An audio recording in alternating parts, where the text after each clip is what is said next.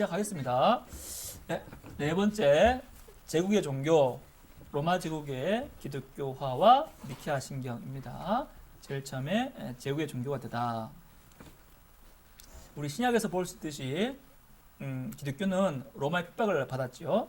네, 이 핍박은 305년까지 계속됩니다. 근데 핍박이 계속 심했던 건 아니에요. 심할 때도 있었고 좀 덜할 때도 있었습니다. 근데 놀라운 게 뭐냐면 그런 핍박 아래서도 기독교가 성장했다는 거예요. 얼마큼 성장했냐면 그 터툴리안이라는 사람의 말에 따르면 200년경에 이미 교회는 지중해 연안에 아프리카까지 다 번졌다라고 기록하고 있고요. 250년경에는 로마의 중심부인 이탈리아에만 100개의 주교구가 있었다고 합니다. 100개 교회가 아니에요. 100개의 주교구. 얼마나 많은 거예요? 이미 200년, 250년경에 주교구만 해도 100개가 있었단 말입니다. 그러니까 노예가 100개 있었단 말이에요. 얼마나 많은 거예요. 그만큼 교회가 많이 번진 거예요. 어째서 이렇게 핍박받는 교회가 성장할 수 있을까? 뭐 성령의 힘이다 이런 말 할 말이 없지만 굳이 따져보자면 복음 자체 능력이 이제 역사하신 거죠. 초대교회 성장에는 정치적 힘 같은 게 없었어요. 이슬람교 확장에는 무력이 사용됩니다. 막 터들어가가지고 알라신 믿을게요. 그럼 돈 주고 여자 주고 그랬단 말이에요. 그러니까 무력이 사용되는데 초대 기독교회는 오직 그 복음의 능력으로 확장이 되는 거죠. 그리고 또 하나는 뭐냐면 구제 사역을 잘했어요. 지금 코로나가 많잖아요. 그때도 역병이 들어왔어요. 근데 그 역병 가운데서 기독교인들이 환자를 돌보고 그런 일을 되게 잘했어요. 그래서 복음 자체 능력과 또 구제 사역을 잘해가지고 또 이렇게 교회가 성장하게 됐어요. 또 문화에서 선대받는 종들이나 예인들을 교회에서 중요하게 다뤄줬기 때문에 그들 또한 교회에 많이 들어오게 됐죠. 이렇게 몇 가지 요인들이 있습니다. 근데 조금 더 자세히 봐요. 복음의 능력 때문에 교회가 커졌는데 복음의 능력이라는 것이 무엇을 말하죠? 복음의 능력. 응? 전도하는 거. 예수 믿는 게 복음 능력이죠. 전도하는 거. 그럼 예수를 누구가 믿을 수 있어요? 예수를 믿을 수 있어요? 그러니까 유대 사람, 로마 사람, 한국 사람 누가 믿을 수 있어요? 다 믿죠? 맞아요. 복음의 능력은 뭐냐면 다 예수 믿는다는 거예요. 그 말은 뭐냐면 복음의 능력은 보편주의라는 거예요. 그러니까 누구나 다 믿을 수 있다는 거죠. 누구나 다 올 수 있다는 거죠. 이건 보편 구원론하고 달라요. 보편 구원론은 다 천국 간다는 말이에요. 그거 아니죠? 그러니까 누구나 믿는데 누구나 다 천국 가는 거 아니잖아요. 그러니까 누구나 믿는 말은 한국 사람, 유대인, 로마인, 또 기도 100번 한 사람, 10번 한 사람 이 차이가 없다 이 말입니다. 그죠? 보편 구원론하고 보편주의는 달라요. 복음은 보편주의예요. 이거는 민족이나 신분이나 남녀노소의 구별 없이 보편적으로 모든 이들을 구원하여서 예수님의 하나의 교회를 만든다는 걸 말하죠. 이게 복음의 능력이에요. 근데 이게 뭐하고 충돌될까요? 그 당시에 뭐하고 충돌이 돼요? 바로 로마 제국주의와 충돌이 돼요. 복음은 보편주의예요. 왜요? 모든 사람들이 다 예수님의 교회로서 하나다. 이게 로마 복음의 능력이에요. 근데 로마 제국주의는 뭐냐면 로마로 하나 된다. 이게 충돌됩니다. 로마의 최우선 가치는 로마 그 자체예요. 로마 황제는 이름이 되게 많아요. 치유가 되게 많아요. 필기하지 마세요. 임페라토르 이건 군대 최고 통수자 이런 말이에요. 카이사르 로마 황제 첫 번째 인물인데 그 사람을 따라서 부르기도 하고 프린캡스 이건 내가 첫 번째 시민이다 뜻이고 아우구스투스 존귀한 자 이렇게 말해요. 이건 다 뭐냐면 군대의 통수자 또 행정의 지도자 국민 중에 제일 첫 번째 이런 얘기입니다. 특이한 게 뭐냐면 마지막인데 폰티펙스 막시무스라고도 불러요. 이건 뭐냐면 대제사장이라는 거예요. 그러니까 지금 정치적 지도자를 말하는 게 로마 황제인데 그 중에 뭘 불러요? 대제사장이시다를 말하는 거야. 그건 뭐냐면 로마 황제는 정치, 군사, 행정 플러스 종교적 영역까지 건드리겠다는 거예요. 그러니까 신약 시대 보면은 로마 황제를 신의 아들이라 말하면서 로마 황제 숭배를 주장하게 하거든요. 그러니까 이미 신약 시대부터 로마 황제를 숭배를 이렇게 해요. 그럼 뭐냐면 황제 숭배를 왜 하는 거예요? 로마를 하나로 통일하려고 그러는 거죠. 김일성 숭배 왜요? 북한을 하나로 통일하려는 거죠. 그러니까 분명히 김일성은 정치적 지도자일 뿐인데 거기에다가 신격화잖아요. 그럼 뭐냐면 이거는 로마라는 거는 정치국가만이 아니라 종교적 국가라는 거예요. 그러니까 로마의 번영 자체가 신이라는 거예요. 만약 그 누구라도 이걸 건드리지 않으면 그 종교를 허용해 주지만 누구라도 이 로마의 가치, 그러니까 로마 보편주의, 로마로 알면 하나 된다는 이 가치를 충돌해 버리면 그건 허용해 줄 수가 없는 거예요. 기독교가 이게 안 되는 거죠. 기독교는 나라의 시민도 충실히 살아야 된다 말하지만 로마 황제가 신이라고 말하지 않죠. 우리는 나라의 시민으로서 충실히 살 수 있지만 우리 하나님은 하나님이다라고 말하잖아요. 그러니까 우리는 예수 그리스도로 말미암아 하나 되는 보편주의를 주장하는 거예요. 근데 로마는 뭐예요? 로마 황제로 하나 되는 제국의 보편주의를 말하는 거죠. 이게 충돌되는 겁니다. 붙을 수밖에 없는 거예요. 제일 처음에 교회가 뭔지 잘 모를 때 로마는 기독교 핍박 안 했지만 교회가 뭔지 알아가니까 얘들은 자기들만의 보편주의를 주장하는 거야. 그런데 우리 기독교인이 로마를 반대하는 것도 아닌데도 불구하고 로마 황제에 걸려버리니까 박해하기 시작하는 거예요. 근데 박해를 해도 얘들 계속 살아가네? 계속 자라가는 거예요. 그러니까 로마가 더 이상 기독교를 박해만 하기에는 무리가 따르는 거예요.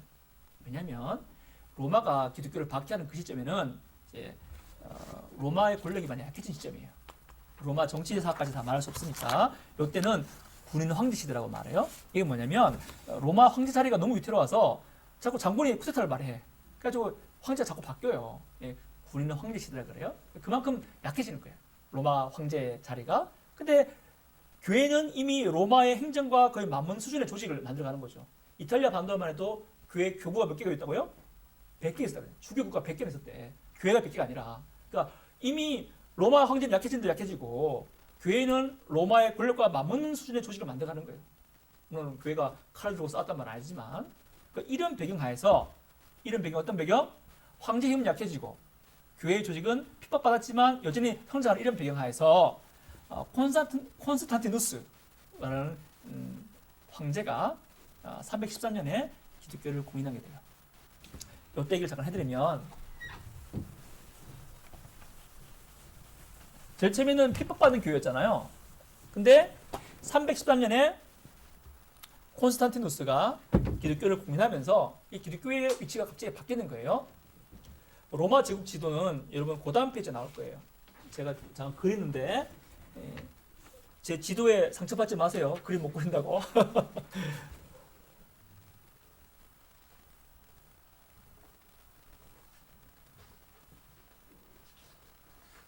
아, 진짜 못 그렸네.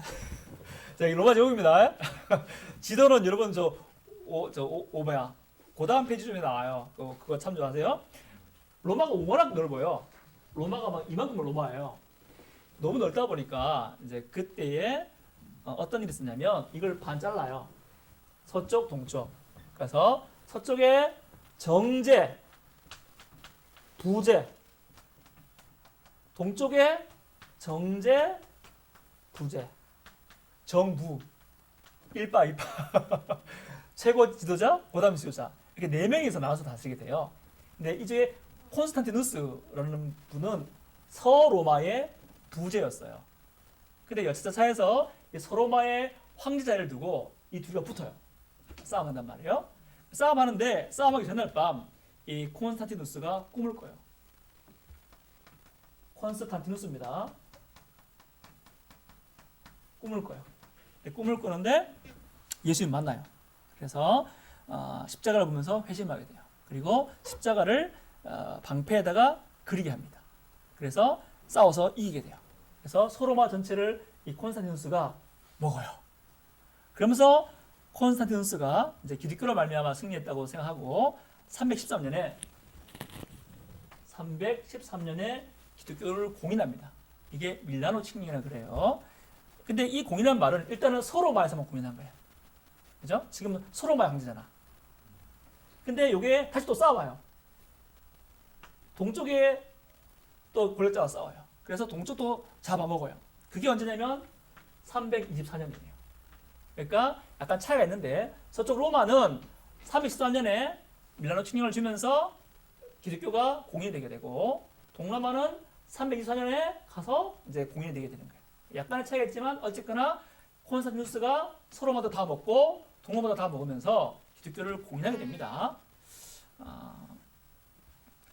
근데 앞서 말씀드렸지만 기독교는 이미 하나의 조직을 가졌고 보편주의를 추구하는 거죠.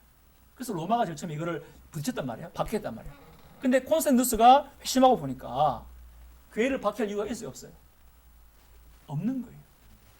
교회를 이용하면 돼요. 왜냐하면 교회는 이미 로마 전역에 퍼져 있고 교회는 이미 자기들끼리 하나가 되어 있어요. 그죠? 자기들만 정치가 다 있어요. 자기들끼리 똘똘 뭉쳐져 있어. 그러니까 이걸 박해할 일이 아니라 콘스탄티누스가 교회를 활용해서 하나님의 신앙을 활용해서 로마를 다스리면 되겠다라고 바꾸게 돼요. 그 전까지는 뭐였어요? 내가 신이야. 로마 황제가 신이야. 이렇게 주장하면서 로마 제국을 하나로 만들려고 했다면 예수 믿고 난 다음에는 이제 이미 하나가 되어 있는 교회를 통해서 로마를 하나로 만들겠다라고 이걸 갈아타게 됩니다. 그러면 이 콘스탄티누스가 가짜로 예수 믿는 거냐? 그러니까 그건 아닙니다. 어떤 학자들은 이제 콘스탄티누스가 정치적으로 교회를 이용한 게 맞잖아요. 그걸 보면서 예수 믿는 거 아니다. 로마를 통치하는 수단으로서 이미 하나된 교회를 이용하는 것뿐이다. 정책 선택이다. 이렇게 해석이 돼요. 그렇게 보는 이유가 여러 가지가 있는데 이 콘스탄티누스가 세례를 언제 받았냐면 죽기 직전에 받아요. 우리 같으면 아니 예수 믿으면 그 다음 받을 거 아니에요, 그죠? 그때는 뭐 6개월, 1년 이런 게 없었으니까 예수 믿으면 그때 받으면 되지 왜 죽기 전에 받을까? 그거 보면서 얘 가짜다 이렇게 보는 거예요. 근데 이게 안 좋은 신학이지만 당대 잘못된 신학 가운데 하나가 뭐냐면 사람들이 죽기 전에 세례를 받아요. 왜 그렇게 하냐면 세례를 받으면 세례 받기 전까지 죄가 없어지는 거야. 우리 그렇게 이해 안 하잖아요, 그죠? 로마 가톨릭에서 그렇게 이해해요. 세례를 받으면 그때까지 죄가 없어지는 거야. 그 이후의 죄는 죄 좀 큰일 나. 그걸 해결하기 위해서는 수많은 것들이 막 보석이 들어가야 되고 막 들어가는 거예요. 아직까지 이제 로마 가톨릭 실성이 안 났지만 그러니까 최대한 세례를 늦게 하는 거야. 안 좋은 신학이었는데 그때 그랬단 말이야. 그래서 콘스탄티누스가 죽기 전에 세례 받아요. 그러니까 이거는 예수 믿어서가 아니라 그들의 잘못된 신학 때문에 늦게 받는 거예요.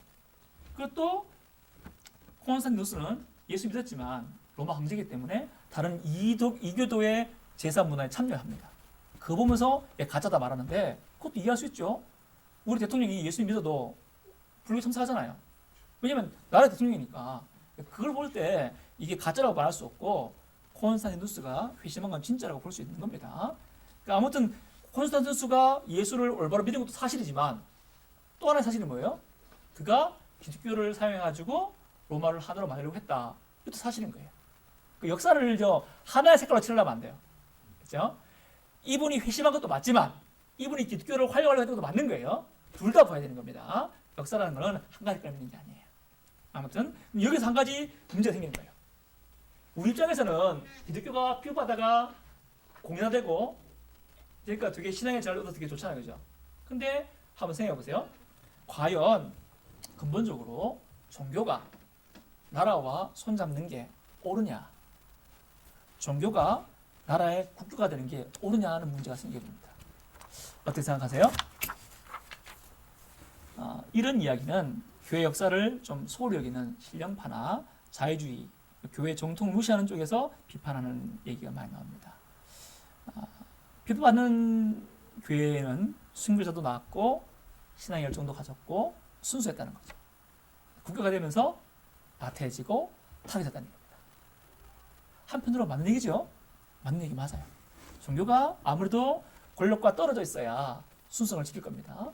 근데 종교가 권력과 손을 잡으면 아무래도 종교는 타락할 수 있는 길이 많겠죠. 종교가 국가가 손을 잡았단 말은 때로는 종교가 국가를 좌지우지할 때가 있단 말입니다. 교황이 유럽 왕들을 위해서 막 좌지우지하잖아요. 중세 때. 또 이슬람 지도자가 통치자 위에서 막 좌지우지하잖아요. 이란이나 IS라는 국가도 마찬가지죠. 그거 보면은 종교가 국가와 손을 잡았단 말은 종교 지도자가 이제는 이제 왕까지 되려는 그런 위험이 있죠. 또 반대 위험도 있어요. 국가가 종교를 좌지우지하려고 할 수도 있어요. 그러니까 교회는 국가의 행정부서 중에 하나인 거예요. 행정부, 여성가족부, 통일부 중에 하나가 교회가 있는 거예요. 많은 얘기가 있지만 한 가지를 들면은 덴마크가 루터교 국가입니다. 국교가 루터교예요.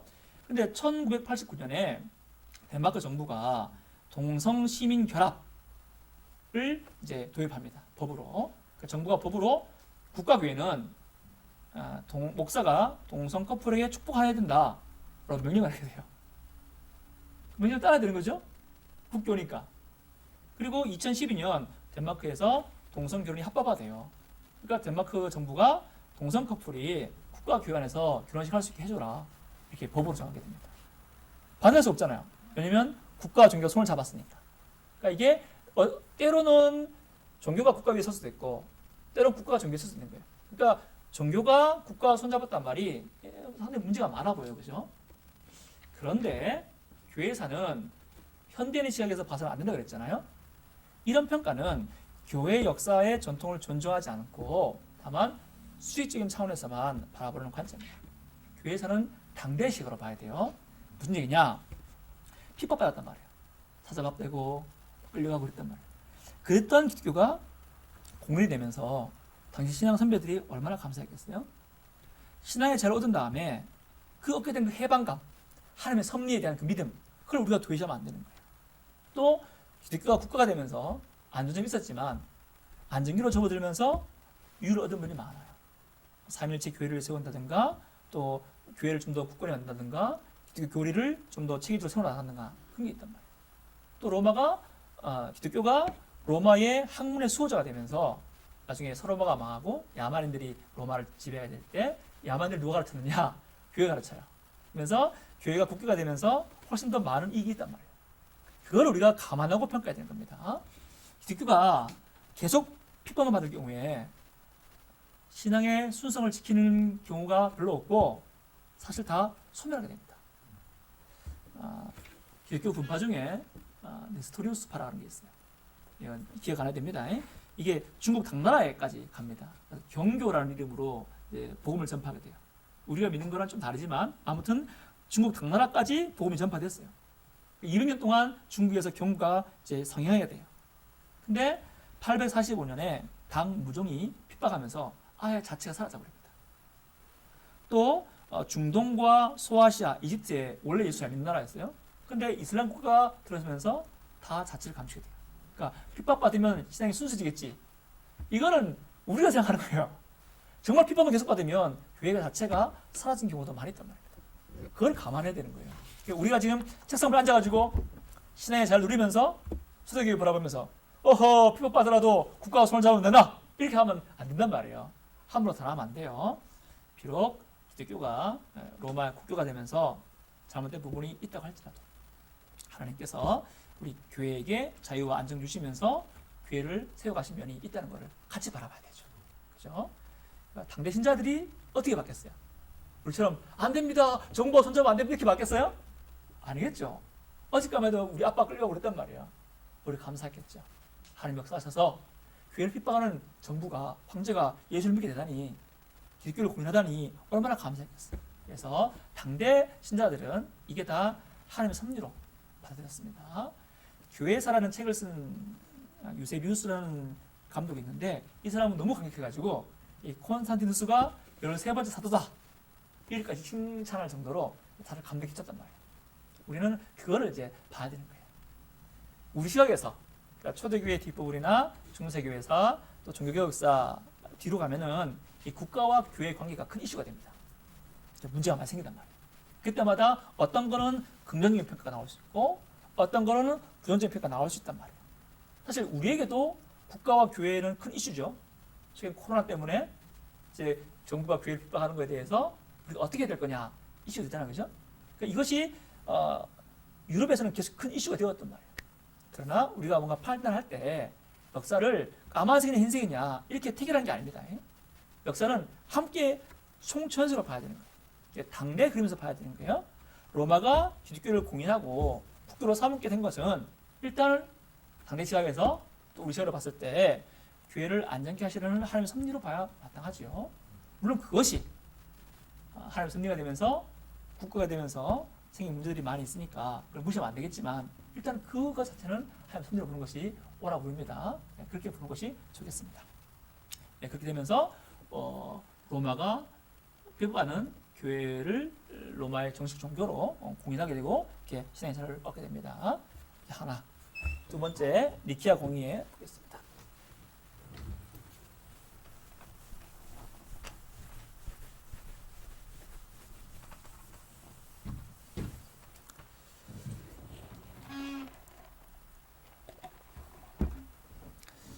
아까 콘스탄티누스가 동로마를 다스리고 동로마 제국의 밀라노 칙령을 적용한 것이 324년에 그랬어요. 그러니까 서로마에는 313년이었나요? 2년이었나요? 3인가? 잘 모르겠다. 네, 저도 숫자 약합니다.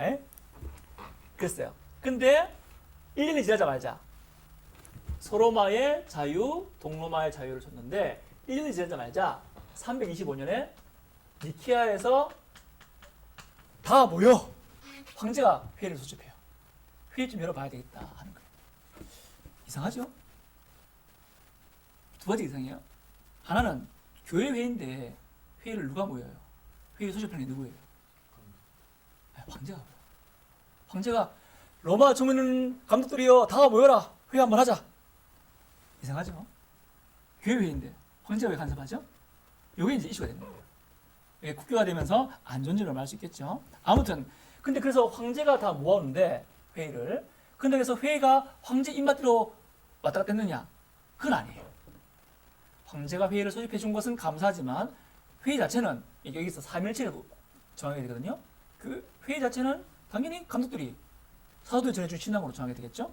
어떤 여기 하나가 이상한 거고 또 하나는 뭐냐면 기독교 안에 어떤 문제가 있었단 말이죠.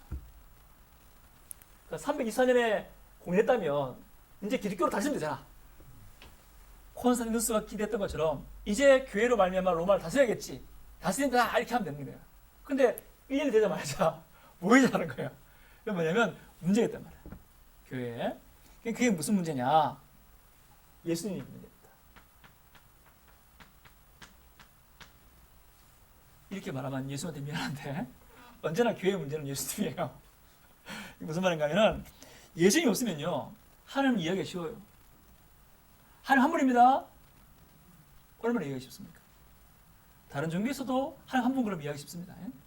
근데 우리는 예수님도 하나님이고 성령님도 하나님이고 하나님에서 셋이서 하나다. 얼마나 어렵습니까? 그죠? 너무 어렵단 말이에요. 이게 참 이해하기 어렵잖아요. 신약 성경에서 예수님 어떻게 소개해요? 여러분 아는 예수님의 호칭을 한번 말씀해 보세요. 그리스도. 보이나? 그리스도. 또 주. 네, 또 하나님 아들이라는 말도 있죠. 하나님 아들. 또 메시아. 여기 있네, 그죠? 이 모든 게 다 예수님에 대한 칭호죠. 이걸 보면 예수님이 삼일체 하나님이라는 걸 단번에 파악할 수 있어요, 없어요? 솔직히 말해보세요. 없죠? 없단 말이에요. 뭔가 우리랑 다른 걸 알겠는데. 물론 이 안에는 삼일체란 말이, 삼일체 포함되어 있지만 삼위일체로 딱 써지진 않잖아요, 그죠? 하나님의 아들이란 말이 가장 그래도 신성화처럼 보이겠네요, 그죠? 근데 더 찾아보면은 그와 나는 아버지와 나는 하나다라는 말씀이 있지만 어쨌거나 호칭으로 보면은 좀 이게 좀 난감하잖아요. 그래서 문제가 뭐냐면 예수님이 누구지? 예수님이 하나님인가? 사람인가? 절반만 하나님인가? 이게 이제 이슈가 돼요. 왜냐면 이게 제일 중요해요. 예수님이 누군지 알아야 우리의 뭐가 가능한 거예요? 구원이 가능한 거죠. 정말 중요한 문제입니다. 예수님이 절반 하나님이라면 우리의 구원은 가짜가 되는 거예요. 이게 되게 중요한 이슈예요. 그래서 예수님이 누구냐? 이 문제를 가지고 교회가 서로 이제 갑론을박하게 되는 거예요. 당연히 이제 예수님은 하나님과 하나라는 주장이 있었겠죠. 근데 하나를 너무 강조하다 보니까 보인가? 다 까먹어도 됩니다. 양태론이라는 주장이 생기게 돼요. 이건 뭐냐면 하나님 한 분인 거야. 한 분인데 어떨 때는 성부로 나타나고 어떨 때는 가면을 바꿔서가지고 성자로 나타나고 어떨 때는 성령으로 나타난다는 거죠. 하나님 한 분이라는 거야. 근데 이 한 분이 어떨 때는 아버지, 어떨 때는 성자, 어떨 때는 성령으로 나타나는 거죠. 그러니까 양태란 말은 그 태만 다르다는 거예요. 나타나는 모습 다르다는 거죠. 또 어떤 사람은 예수님은 사람이라는 거예요. 사람인데 양자론이라 그래요. 다 듣고 까먹어도 됩니다. 예수님은 사람이야. 근데 일반 사람보다는 하나님께 선택받은 특별한 사람이에요. 그래서 일반 사람들보다는 좀 더 착해. 일반 사람보다는 좀 더 신성이 더 있어. 그렇게 보는 거예요. 둘 다 올바른 대답이 될 수 없죠? 만약 양태로 봅시다. 성경 자체가 성부와 성자와 성령을 구별하고 있잖아요. 그죠? 성경적으로 맞지 않아요. 하나님이 가면 쓰고 나타나는 걸 받을 수 없어요. 만약 예수님이 가면 쓰고 나타나는 하나님이라면, 그러니까 사람이 아니라면 우리의 구원은 가능해지지 않죠. 예수님이 사람이 아니라 가면을 쓰고 나타난 인간처럼 보이는 하나님인 거라. 그럼 그분이 십자가에서 고통받고 그분이 죽고 아기로 태어나고 이게 다 가짜로 사람처럼 흉내낸 건데, 그럼 사람으로서 죽은 게 아닌데 죽은 것처럼 흉내낸 건데, 그럼 그게 사람을 위한 구원이 될 수 없잖아요. 그죠? 그 양태로로 가면은 사람을 위한 구원이 안 되는 거예요. 예수님 사람이 아니란 말이잖아요. 안 되는 거죠. 또 양자로로 가도 마찬가지죠. 예수님은 사람으로서 태어나고 사람으로 죽은 건 맞아요. 근데 그분이 하나님 아니야. 그럼 그분의 죽음은 자기 혼자 죽은 거고, 그분의 가르침은 자기의 도덕적 가르침이지, 그분의 죽음이 우리를 구원할 능력이 없잖아요. 그죠? 둘 다 올바른 대답이 될 수 없는 거죠. 그럼 예수님이 누구냐 했을 때에 이제 정통 신학자들은 예수님은 하나님이다. 그러니까 삼일체라고 올바르게 옹호를 합니다. 예, 터툴리아라는 사람은 하나님이 세 위격 가운데 한 본질을 가지고 있다. 삼일체 배우셨죠? 예? 예, 예. 삼일체 공식이 뭐예요? 한 본체 세 위격이죠. 이게 공식이란 말이에요. 그렇게 터툴리는 주장하고, 오리기라는 사람도 삼일체를 가르쳤어요. 여기서 약간 우리가 구분할 게 있는데 다음 시간에 배울 건데요. 로마 우리 지도 한번 보세요. 로마 지도에 보면은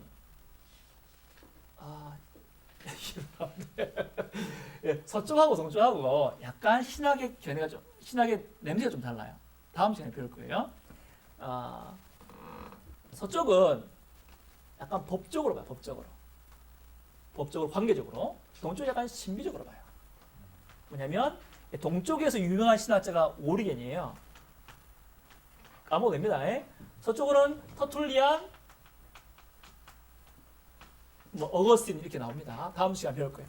근데 뭘 말하냐면 둘 다 삼일체를 올바르게 말합니다.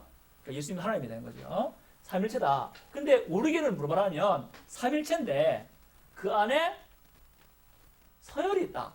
이렇게 말해요. 서열.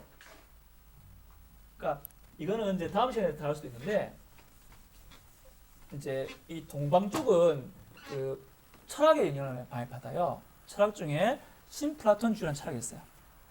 이건 뭐냐면 일자라는 신이 있어요. 여기서 모든 것이 유출되어 나오는 거야.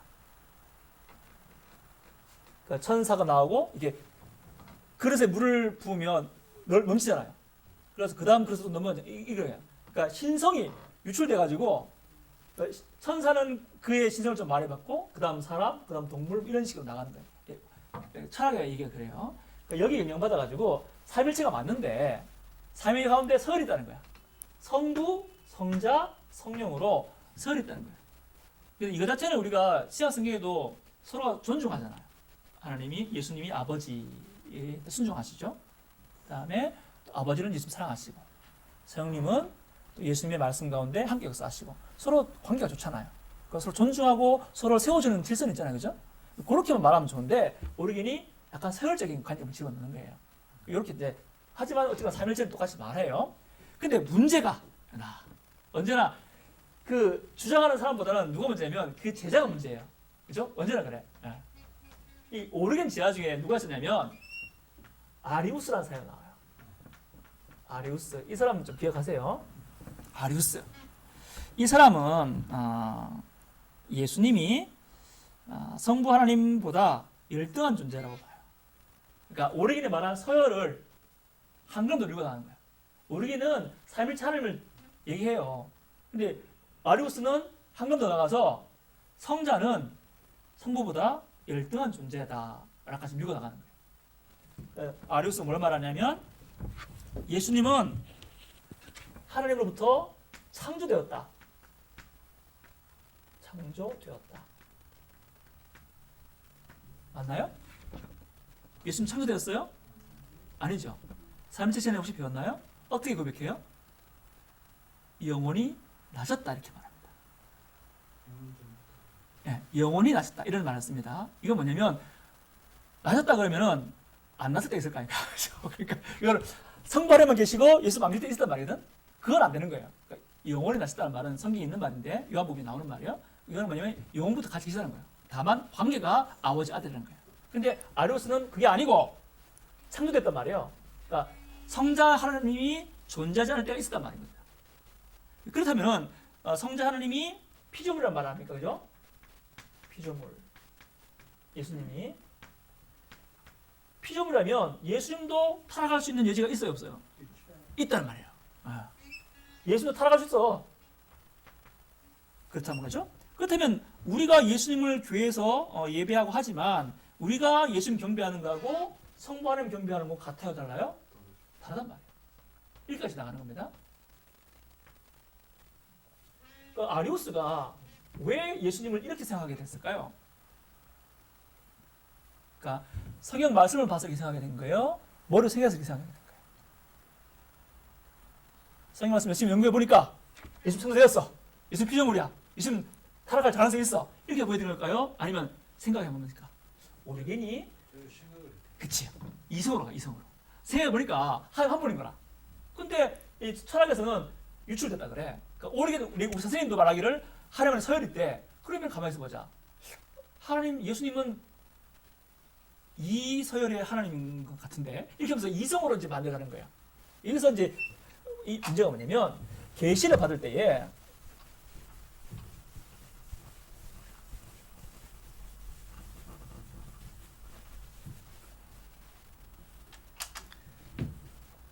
계시 성경 말씀 받을 때에 계시를 있는 그대로 받느냐, 이해가 안 되더라도 믿음으로 받느냐, 이성으로 짜맞추느냐, 이겁니다. 오르게는 이성으로 짜맞추는 거야. 오르게 첫 번째 뭐예요? 하나님은 한 분이다. 이게 그의 대원리예요. 여기 짜맞추는 거야. 근데 우리는 하나님 한 분이라는 말도 있지만 예수님이 하나님과 하나라는 말도 있고 성령님도에 대한 얘기도 있잖아요. 이해가 안 되잖아, 그죠? 하지만 계시한 그 자체가 그대로예요. 그러니까 우리의 이성에 맞추기보다 계시 자체를 가지고 신학을 풀어나가는 거예요. 근데 얘는 하나의 원리를 두고 그 이성에 짜맞추는 거죠. 이렇게 하면서 주장하게 되는 거예요. 이게 이 얘기를 하니까 이제 이 아리오스라는 사람이 그 알렉산드리아라는 도시의 장로입니다. 교회 장로예요. 알렉산드리아는 지도에 보면은 지도를 찍었네.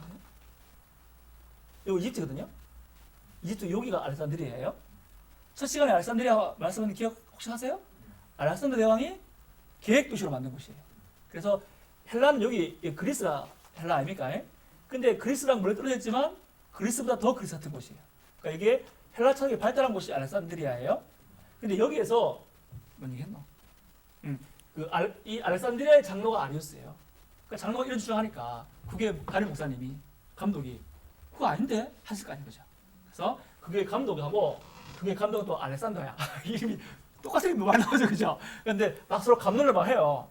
그런데 이제 아리우스가 이제 동로마에 퍼져 있는 오리겐이라는 사람의 제자가 있잖아요. 오리겐 제자들이 동로마에 많이 퍼져 있었어. 편지를 보내요. 나를 좀 도와달라. 근데 오리겐 제자들은 오리겐한테 배웠으니까 하나님의 서열어가 익숙한 거예요. 그러니까 내가 도와줄게 하면서 가게 된 거죠. 그래서 뭐냐면 아리우스를 지지하는 동로마의 어떤 사람들하고 그다음에 이 누구야? 아리우스 반대에 있는 알렉산더라는 그 감독이 있는데 이게 정통이잖아요. 알렉산더를 지지하는 사람들하고 서로 감독을 막 싸우게 되는 거예요. 그런 때에 324년에 누가 들어온다고요? 콘스탄티누스가 동로마에 들어온 거라. 딱 정표하고 얘들아 이제 내가 로마의 황제야. 내가 동로마의 기독교의 자를 찾았어. 이제 기독교 로마를 위해서 좀 봉사해다오 이렇게 했는데 들어와 보니까 뭐고 있어요? 다 싸우고 있는 거야. 자들끼리 막 싸우고 있는 거야. 머리가 아프잖아, 그죠? 그래가지고 이 콘스탄티누스가 모여봐라. 그래가지고 다 모이게 한 거예요. 그래서 이제 그 싸움 끝내라. 빨리 끝내고 하나가 되라. 그래야 내가 좀 편하다. 이렇게 된 거죠. 그래서 콘스탄티누스가 325년에 1년 만에 니케아에서 회의를 다 모이게 한 거예요. 이 회의가 예루살렘 공의회 사도행전 15장에 나오는 그 이후로 처음 모인 거예요. 이때까지 모인 적이 없었잖아. 지역적으로 모였겠지. 근데 로마 전역에 그 감독들 다 모인 적 없을 거 아니에요, 그죠? 황제의 소집으로 로마 전역에서 다 모이게 됩니다. 여기서 기억해야 될 사람은 아리우스와 반대편이 이제 우리 정통이 아타나시우스라는 사람이었어요. 이렇게 칠판에 들었더라도 이해해 주시기 바랍니다. 이제 아리우스 대 아타나시우스 이렇게 생각하면 됩니다. 아무튼 이제 모여가지고 회의를 해요. 회의의 자세한 결과를 말씀드리지 않습니다. 결과는 뭐냐면 자세한 과정을 말씀 안 드리고, 결과는 여러분 아시는 대로 본체 하나, 윗격 셋, 이게 삼일체잖아요. 이걸 이제 결정하게 되고, 아리우스는 파문, 아리우스를 지지하는 사람들도 교회에서 이제 직분을 박탈하게 됩니다. 이 니케아 신조가 오늘날까지 기독교 정통교회의 출발점이 되는 되게 중요한 신조예요. 교회가 크게 보면 세 가지라고 나왔잖아요. 동방중교회, 서방교회, 로마 가톨릭, 서방교회에서 개신교회. 근데 이 세 가지 교회가 모두가 다 똑같이 고백하는 게 뭐냐면 니케아 신조입니다. 서신경도 똑같이 고백하지만 니케아 신조도 다 똑같이 고백해요.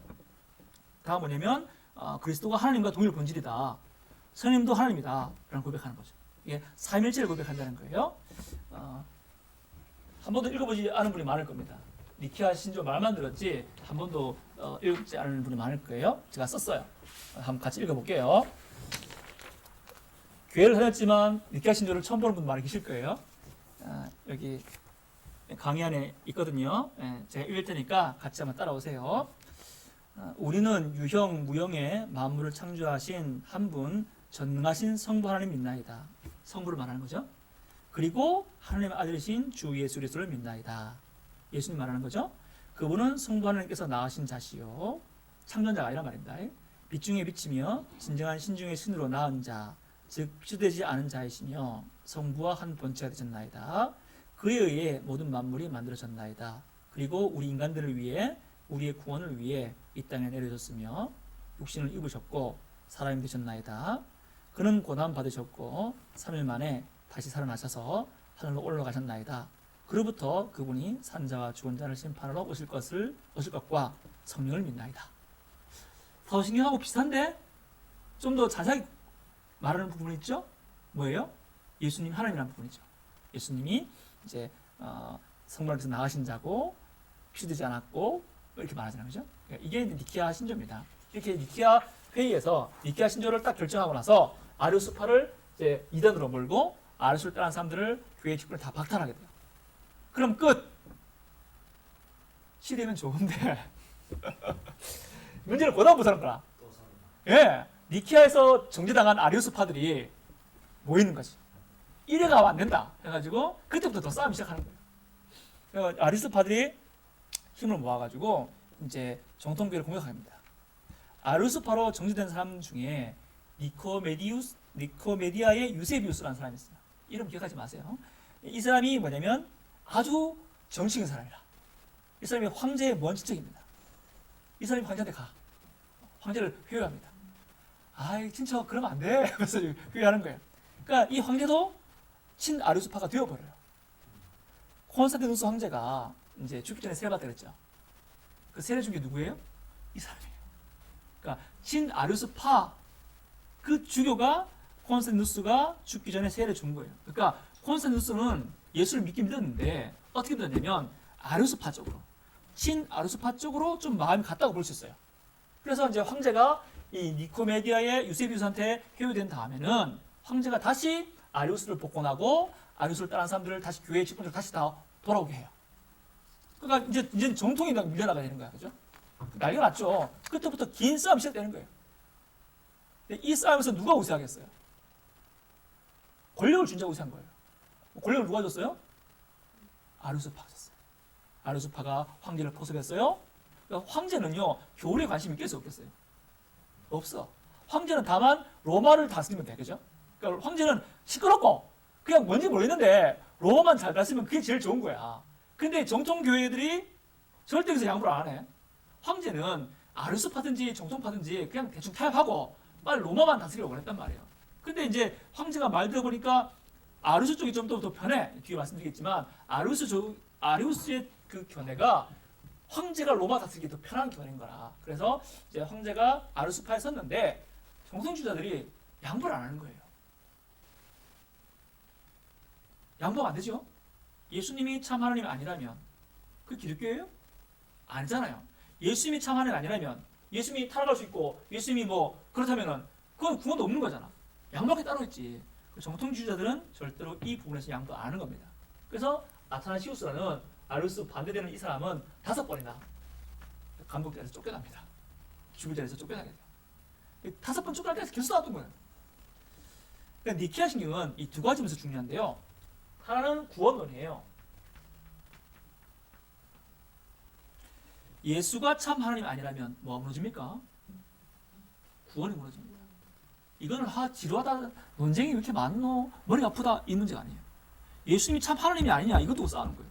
예수님 참 하나님이 아니라면 아르스파 주장처럼 뭐 신이고 창조되었다면, 신성이 좀 있다면 이거는 우리의 구원이 무너지는 거예요. 기독교가 아니죠. 그건 목에 칼에 들어도 절대로 거부할 수 없는 거고 타협할 수 없는 겁니다. 사도가 우리의 무너진 신앙의 본질이 뭡니까? 예수님이 하나님이라는 거잖아요. 그 구원론 지키는 거예요. 누가 뭐든지 간에, 목에 칼에 들든지 간에, 황제가 나를 5번 쫓아내든 간에 이건 양보할 수 없다는 거예요. 또 하나는 정통주의자들이 진리를 위해 헌신했다는 겁니다. 무슨 말인가 하면 아르스파들은 이걸 뒤집으려고 로마 정치와 결탁을 많이 합니다. 근데 정통주의자들은 물론 정통주의자들도 모을 수 있는 힘을 다 모았겠으나 정통주의자들은 막 자기 편을 만들려고 포섭하지 않아요. 다만 진리를 위해 헌신하는 그쪽으로 갑니다. 그러니까 핍박을 당한단 말이에요. 아까 정통주의자의 대표가 아타나시우스인데 5번이나 쫓겨났단 말이에요. 그러니까 그때마다 싸우고 자기 편을 모아가지고 전쟁한 게 아니라 그냥 쫓겨나면 쫓겨난 대로 하지만 이 신앙을 포기하지 않고 계속 싸웠던 거죠. 오늘날 이제 어떤 책을 제가 봤더니 정통교회를 좀 비판하는 사람들은 이렇게 비판해요. 니케아 신조가 결국은 권력 싸움 아니냐. 정통이 권력과 손잡은 거 아니냐. 정통은 정말 고루하고 보수적이다. 하지만 이단들은 혁신적이다. 이런 주장을 해요. 깜짝 놀랐어요. 무식해서. 왜 그런가 하면 정반대예요. 지금 정통과 아리우스파 중에 누가 더 권력이 친해요? 아리우스파가 권력과 더 친합니다. 정통은 권력한테 자꾸 소외당하고 있단 말이에요. 그러니까 역사를 완전 바르게 보는 거죠. 정통은 권력과 친하고 이단들은 권력에서 피해당한 자다. 그건 아니에요. 오너라 관점에서 바로 온 거지. 오히려 반대였어요. 아리우스파가 권력과 더 친하고 정통은 계속 밀어나고 있단 말입니다. 또 하나 이게 왜 그런가 하면요. 아리우스 주장이 이제 삼위 하나님을 성부, 성자, 성령으로 이렇게 위계적으로 보는 거잖아요. 그죠? 이렇게 되면 성부, 성자, 성령으로 위계적이란 말은 로마 황제, 신하, 신하 이렇게 볼 수 있단 말입니다. 삼일체 주장을 정치에 다 끌어쓰는 거예요. 그리고 또 이 주장을 어떻게 쓰냐면 그러니까 성부의 나라로서 로마, 성자의 나라로서 교회. 근데 누가 위에 있어요? 성부의 나라로서 로마가 교회 위에 있으니까 로마 황제가 말하는 대로 교회는 다릅니다. 이렇게 해석할 수 있다는 말이에요. 아리우스 주장이. 그러니까 황제가 여기에 더 마음이 더 가겠죠. 그죠? 근데 정통주의들은 어떻게 말합니까? 삼일체가 위계라 그래요. 위계라 아니라 그래. 위계가 아니라 그런 거예요. 그러면 하나님께서 로마를 만드신 건 맞지만 로마의 나라는 로마의 나라고 예수 그리스도의 나라, 교회는 또 교회인 거예요. 누가 위에 있나요? 없어요. 성부, 성자, 성령이 위계적인 하나님이 아니기 때문에 누가 위에 있다는 주장 자체가 안 되는 거예요. 그러니까 이건 뭐냐면 이 교회의 권력은 얘는 교회의 권력은 로마 황제가 준다 이렇게 주장할 수 있는 거고요. 여기는 교회의 권력은 예수님 주신 거다. 로마 황제는 신이 그 나라를 만들었겠지. 그래서 이 두 개가 서로 견제할 수 있고 서로 같이 볼 수 있는 거예요. 근데 이 주장에 따르면 로마 황제가 정치 권력이 교회 위에 갈 수 있게 되는 겁니다. 삼일체 가지고 막 이 정치를 만들기 좀 이상하죠, 그죠? 그때 이게 당연한 거예요. 무슨 교리가 있으면요, 그 교리 가지고 정치꾼들이 활용한단 말이에요. 그러니까 아리우스파 주장처럼 아버지가 위에 있고 아들이 밑에 있고 성령이 밑에 있으면 자기들을 바꿀 수가 많은 거예요. 로마 황제가 제일 위에 있고, 그다음에 신하가 있고, 뭐 로마가 위에 있고, 교회가 위에 있고, 교회가 밑에 있고 이렇게 할 수 있는 거지. 그러니까 뭐가 더 권력적이고, 뭐가 더 안 권력적입니까? 정통이 안 권력적인 거예요. 그리고 누가 더 보수이고 누가 더 혁신적이에요? 아리우스파가 보수적이지 권력이 막 있으니까 정통 교리가 혁신적입니다. 왜냐하면 로마 황제는 우리 위에 있는 분이 아닙니다. 하나님이 로마를 만드신 건 맞지만 로마 황제가 우리 위에 있는 분은 아닙니다. 이렇게 말할 수 있잖아요. 그러니까 정통이 더 혁신적인 거예요. 이걸 알지 못하고 어떤 분들은 보수는 막 이렇게 고라고 이단들이 획기적이다 이렇게 말하는데 천만의 말씀입니다. 역사를 몰라서 이렇게 말하는 거예요. 오히려 이단들인 아리우스 파가 더 정치적이고 더 보수적이고 오히려 삼일체를 올바르게 말하는 정통주의자들이 더 혁신적인 겁니다. 아무튼 그렇게 오해하면 안 되겠어요. 니케아의 회질은 정말 중요한 거예요. 니케아에서는 정통주의자들이 절대로 양보를 하지 않습니다. 이 양보하면 기독교가 아니게 되는 거죠. 그죠? 그래서 니케아는 구원을 해서 정말 핵심적으로 중요한 회의입니다. 또 삼일체의 정통주장은 아까 말했다시피 아주 정치적으로도 아주 혁신적인 그런 얘기입니다. 근데 이 모든 것들을 이 정통주의자들은 정치적 힘으로 싸운 게 아니라 신앙 고백으로 아리우스파와 맞서 싸운 겁니다. 그런 면에서 중요한 거예요. 결국 이 싸움이 언제 끝나냐?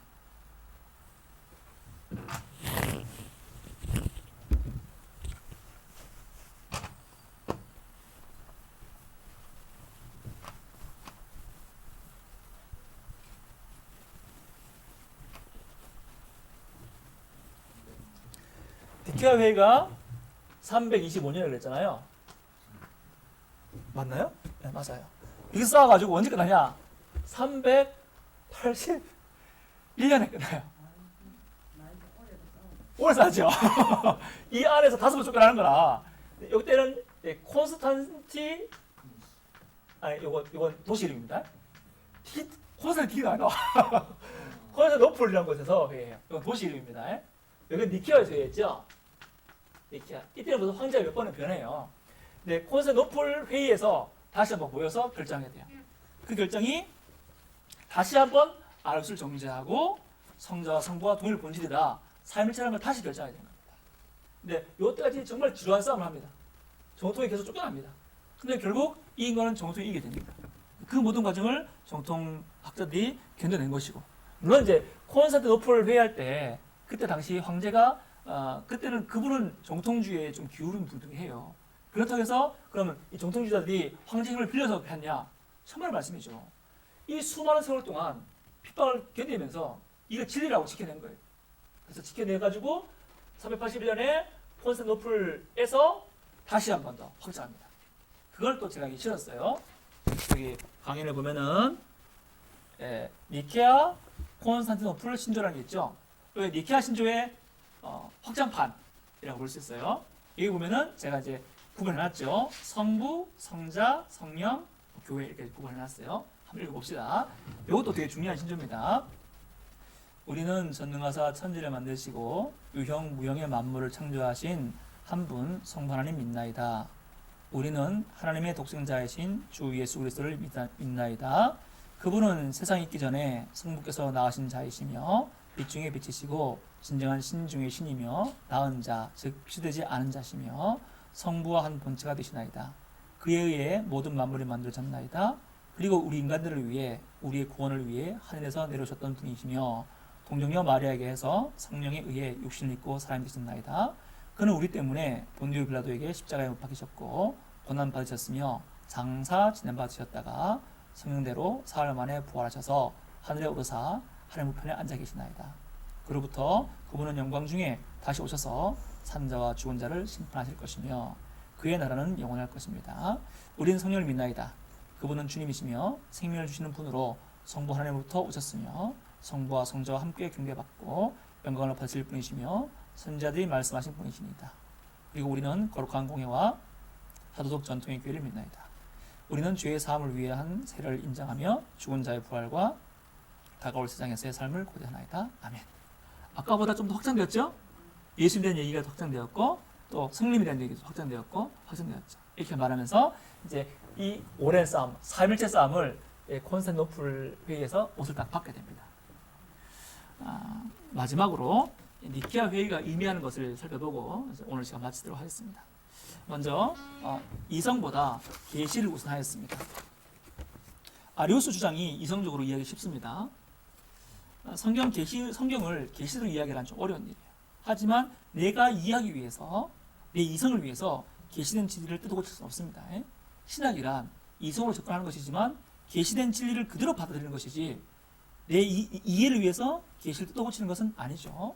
니케아주의자들은 정통주의자들은 이성보다 계시를 우선시했습니다. 두 번째, 사도적 전통을 고수했습니다. 니키아 정통주의자들의 태도는 사도들이 물준 신앙을 지키자는 거예요. 삼일체가 무너지면 교회가 무너집니다. 그러니까 정통주의자들은 사도가 전해준 그 전통을 지켜야 거예요. 삼일체가 니케아 회의에서 교리적으로 확립되기 이전부터 교회는 이미 성부, 성자, 성령을 믿어왔었잖아요. 세례 줄 때 마태복음에서 뭐라 그럽니까? 성부와 성자와 성령 이름으로 세례 주를 했잖아요. 이미 삼일체를 한 번째 새 율격 말하기 이전에 교회가 이미 하나님을 성부와 성자와 성령으로 믿어왔단 말입니다. 다만 세련되게 진술하지 못했다 뿐이지 교회는 언제나 삼일체를 믿었단 말이에요. 또 교회는 그동안 기도할 때 누구 이름으로 기도했어요? 예수 이름으로 기도했잖아요. 여러분 예수 이름으로 기도한다는 뜻이 무엇인지 아세요? 예수님의 이름으로라는 말은 자격어란 말이에요. 자격어로. 내가 기도하는데 누구 자격으로 기도했다고요? 예수님 자격으로. 예수님 지금 어디 계신데요? 하늘에. 그럼 우리가 예수님 자격으로 기도했으니까 우리 기도가 하나님 가요 안 가요? 간단 말입니다. 내 기도 가요. 내 때문에 가는 게 아니에요. 내가 기도를 많이 해서 싹 빼가지고 하늘 가는 게 아니고 누구 때문에 가는 거예요? 예수님 때문에. 맞아요. 얼마나 위로가 됩니까? 나 같은 사람 기도했는데도 그 기도가 아버지께 간단 말이에요. 누구 때문에? 예수 때문에. 그런 위로를 받은 거 아니에요? 근데 만약에 아리우스 주장처럼 예수님이 피되신 분이라면 우리보다는 하나님과 좀 가깝지만 피된 분이라면 예수님 이름 기도하면 그게 위로가 될까요? 안 될까요? 안 돼요. 예수님을 기대면 마치 성자를 기대는 것처럼 그 정도의 위로가 되겠지만 이게 진짜로 내 기도가 하나님과 가깝까? 하나님아버지가 예수님을 부활하시고 받으신 것처럼 정말 이 내 기도를 하나님께서 받으실까? 확신할 수 없습니다. 구원의 확신, 신앙의 위로가 안 되는 거예요. 그러니까 교회는 삼일체 교리 이전부터 이미 예수님을 하나님으로 고백하면서 이 큰 위로를 받았단 말이에요. 근데 아리우스 주장처럼 내 이성 이해하기 위해서 뜯어 고치면 이 신앙의 위로와 삼일체를 믿는 신앙 자체가 무너지게 되는 거죠. 그거를 사도들은 니키아 정통주의자들은 사도들이 전해준 신앙을 지키는 그 싸움을 한 겁니다. 세 번째, 사도들이 전해준 그 전통을 풀어냈는데 풀어낸 용어가 좀 철학적이죠. 한 번째 새 위격. 그러니까 삼일체 내용은 성경에 나옵니까 안 나옵니까? 내용. 응? 내용이 안 나와요? 삼일체에 대한 내용은 성경에 나옵니까 안 나옵니까? 나오죠. 나와요. 말은 나옵니까 안 나옵니까? 말은 안 나옵니다. 그렇죠? 내용은 나옵니다. 예수님이 하나님이시고 성령이 하나님이시고 그렇죠? 성부, 성자, 성령 나오잖아요. 내용은 나와. 근데 삼일체는 말은 안 나오죠. 더군다나 한 번째 새육계라는 말은 더 안 나오죠. 더 안 나옵니다. 그럼 이거를 볼 때 어떤 사람은 하르나게라는 독일 신학자가 있는데 되게 유명한 자유주의 신학자예요. 이 사람은 이거 봐라. 기독교가 헬라화된 거다. 기독교가 변질된 거다. 성경이 그런 거 있노? 이렇게 말하는 겁니다. 근데 조금만 생각해 본다면은 이게 잘못된 필요한 줄 알 수 있습니다. 왜냐면 성경의 내용 자체가 삼일체를 내용으로 다루고 있잖아요. 그렇죠? 근데 그거를 풀어내려면 성경의 음용으로 풀릴 수도 있는 거예요. 자, 우리 기독교는요, 하나님 계시를 해석하는 것을 두려워하잖아요. 그 해석할 때에 어떤 문화와 만나는 걸 두려워하지 않아요. 그러니까 어떤 문화와 만났으면서 그 문화의 내용이 사도가 전해준 전통까지 뒤집는 경우가 있을 수도 있겠죠. 그건 곤란하지만 하지만 우리가 믿는 이 하나님은 반드시 모든 문화에 소개되어야 됩니다. 무슨 말인가 하면 기독교가 헬라어를 계속 그대로 지켜 또는 히브리어를 계속 그대로 써 절대로 성경 말씀을 자기들의 말로 번역하지 말래. 이슬람이 그렇게 하잖아요. 이슬람이 코란을 번역하게 합니까? 큰일 나요. 코란은 우리나라 말로 번역하면 자기가 아는 하나님이 변형되는 거라. 그러니까 절대로 지키는 거야. 그럼 네가 아랍말을 배우라는 거지. 기독교는 안 그래요. 히브리 말로 절대로 하나님 됐잖아요. 근데 신약 성경은 무슨 말로 써 있겠어요? 헬라어라고 되어 있단 말이에요. 그럼 헬라어로 쓰는 그 로마 제국이 헬라어로 쓰는데 헬라어로 쓰는 사람들에게 하나님을 헬라어로 전해야 되잖아요. 하나님 어떤 분이다. 성경의 내용은 삼일체가 있잖아요. 근데 그 내용을 전해야 되잖아요. 잘 알아듣기 쉽게. 그럼 그때 뭘 빌렸을까요? 당연히 헬라말을 빌려 쓰는 거죠. 헬라의 개념을 빌려 쓰는 거죠. 그러니까 한 본체 새 율기라는 개념을 빌려 쓰는 겁니다. 이걸 두려워하지 않는 거예요. 우리가 보는 한글 성경 무슨 말로 번역되어 있어요? 한글로 번역되어 있네. 그럼 우리가 이거 보면서 이건 권위가 없어 이렇게 말합니까? 왜 기독교가 모든 문화를 만날 때 그 문화의 말로 번역하라고 애를 씁니까? 삼일체 하나님은 반드시 모든 세계 사람들에게 알려져야 되는 하나님이에요. 이걸 두려워하지 않습니다. 우리는. 그러니까 잘못 번역할 수도 있겠지. 또 이제 알리면서 좀 못할 수도 있겠지. 하지만 그래도 불구하고 신앙의 본질이 뭡니까? 예수 하나님이라는 거. 이건 반드시 모든 나라의 말로 알리는 겁니다. 그 당시는 헬라 문화를 만났으니까 헬라의 철학적 개념을 가지고 예수 하나님이다. 삼일체다. 우리는 예수 이름을 기도하는 그런 위로를 받았다. 우리는 하나님의 자녀가 되는 그런 구원 받았다. 이걸 표현하는 게 바로 삼일체란 말이거든요. 삼일체는 어려워. 철학적으로 너무 어려워. 그게 핵심이 아니에요. 삼일체는 우리가 믿는 하나님이 너무 은혜로운 분이고 우리를 아들딸 삼으신 분이고 예수님이 우리를 죽으신 분인데 그분이 하나님이다. 우리 구원 진짜다. 이거거든요. 이 말을 히브리 말로 가둬두면 안 되잖아요. 그죠? 이 말을 헬라 말로 해줘야 되잖아. 헬라 사람이 이해할 수 있도록 하나님은 한 본질인데 하나다라는 걸 풀이해야지 그 다음에 십자가라고 다 나온단 말이에요. 그거를 두려워하지 않았던 거예요. 하나님 말씀을 찾겠습니다. 구약은 제일 처음에 누구한테 줬어요?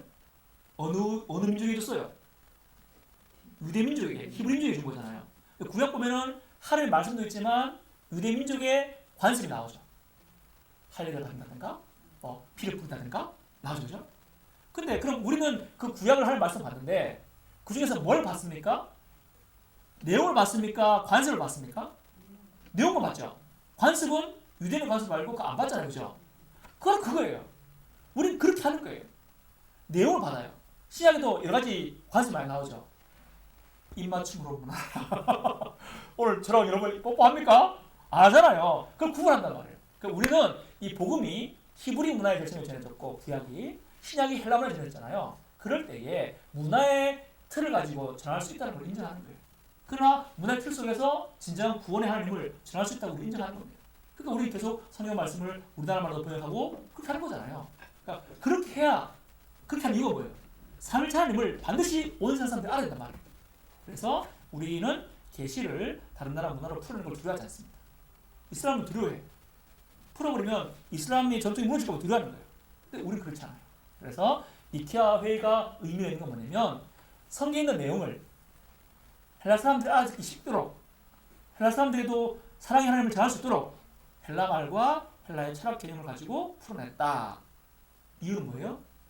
하나님은 반드시 온 세상 사람들이 알아듣기 때문에 그래서 삼일체란 말은 성경에 없지만 내용은 있으니까 그 내용을 헬라 사람들이 알아듣기 쉽게 또 세련되게 신학적으로 표현했다. 그것이 하나의 의미가 되겠습니다. 또 네 번째로 니케아 전통은 권력보다 순종과 인내를 택했어요. 아리스토파들은 자유주장을 지키기 위해서 황제를 포섭했습니다. 그러나 정통주의들은 늘 소수였고 핍박을 당했어요. 아타나시우스는 5번이나 추방을 당할 때 그때 싸우지 않고 인내하고 추방당했습니다. 아타나시우스가 3번째 추방당할 때 시편 136편을 노래 부르면서 추방당했다 그래요. 그 뭐냐면 하나님 성인 줄 알고 묵묵히 받아들인 거예요. 추방당해서 뭘 할까요? 대목구를 모집할까요? 그렇지 않고 아타나시우스는 추방당해서 책을 써요. 책을 2권 쓰는데 하나는 아리우스파에 대한 반박이라는 책을 써요. 이 책에서 삼일체를 말하겠죠? 그러면서 이 책을 보는 모든 사람들에게 아리우스파가 구원으로서 얼마나 잘못된지를 말해주면서 다시 구원의 어떤 힘을 가질 수 있도록 글로써 맞서는 거예요. 그러니까 힘으로써 맞서는 게 아니고 글로써 진리로써 아리스토텔에 맞서는 거예요. 또 아타나시우스가 망명기에 성 안토니우스의 생애라는 책을 써요. 이제 수도사가 안토니우스라는 수도사가 있는데 그 사람이 전글 쓰는 거예요. 그러니까 경건서적이죠. 그걸 쓰면서 동로마와 서로마의 수도원 운동을 이제 일기해요. 우리는 이제 수도원이 안 좋잖아요, 지금. 우리는 수도원 그렇게 안 좋아하잖아요. 근데 역사적으로 볼 때 초대교회와 중세교회가 수도원이 긍정적으로 사용된 면이 있어요. 그건 그때 가서 말씀드릴게요. 아무튼 이제 그걸 경건석을 쓰면서 동로마 사람, 서로마 사람 모두가 다 경건하게 한 추구할 수 있도록 만들어가는 거예요. 그러니까 아타나시우스가 핍박당하면서 같이 권력을 맞서는 게 아니라 오직 신앙으로 인내함으로 이걸 이겨냈다는 게 중요해요. 십자가의 신앙이잖아요.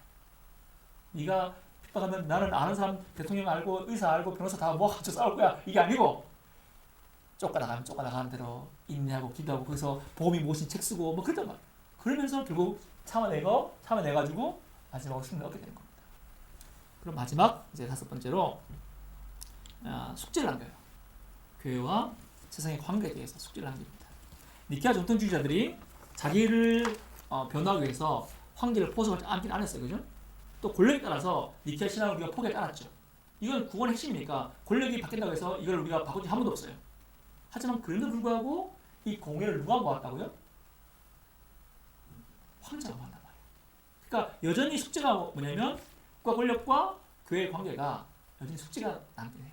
이게 계속 초대, 중세, 중교역사까지 이어집니다. 이 이슈가. 그러니까 니케아 회의 자체는 우리 신앙을 너무 잘 담아낸 것이고 인내함으로 잘 켜낸 것이지만 회의 자체를 이제 황제가 모았기 때문에 이제 국가와 교회의 이 관계가 이슈화 되어서 이제 앞으로 계속 나오게 됩니다. 네, 오늘 제가 준비한 강의는 여기까지입니다.